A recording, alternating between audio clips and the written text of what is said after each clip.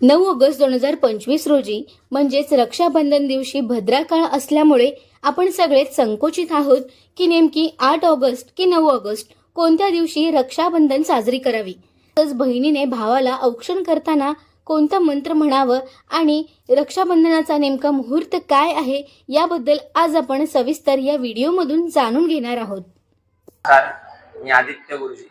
आज आपण माहिती करून घेऊयात की रक्षाबंधन हा सण का साजरा करावा आणि त्याचा मुहूर्त कधी आहे आणि कधी बहिणीने भावाच्या हातामध्ये राखी बंधन करावी.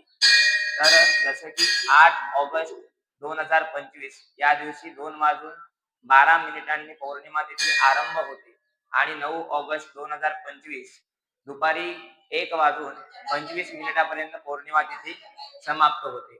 म्हणून याकरिता जसं की 9 तारखेच्या सकाळी 6 वाजल्यापासून ते दुपारी 1:30 वाजेपर्यंत बहिणीने भावाच्या हातामध्ये रक्षा बंधन करावी.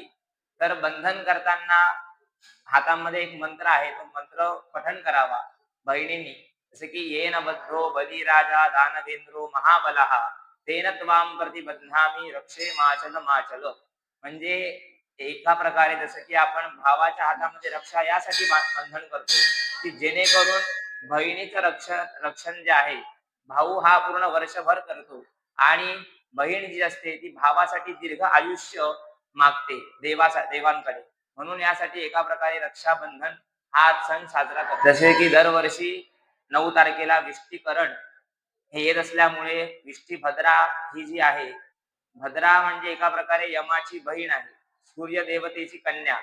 तर ती जेव्हा तिचा वास पृथ्वीवरती असतो त्या दिवशी बहिणीने भावाच्या हातामध्ये रक्षा बांधू नये. असं शास्त्रीय कारण असं आहे की रावणाने सुद्धा त्याच कालावधीमध्ये शूर्पणखेकडून हातामध्ये रक्षा बांधून घेतली आणि त्यानंतर पूर्ण रावणाची जी लंका होती ती पूर्ण उद्ध्वस्त झाली. त्याच्यानंतर रावणाचा वाईट वेळ आला.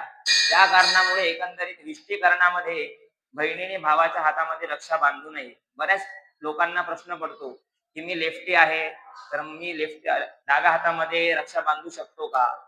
परंतु हे चुकीचं आहे. आपण उजव्या हाताने सर्व काही शुभ कार्य करतो. त्या कारणामुळे बहिणीने भावाच्या उजव्याच हातामध्ये रक्षाबंधन करावी आणि त्या मंत्राचं पठण अवश्य करावं. आणि औक्षण करताना जसं की आपण 3 वेळा औक्षण करतो.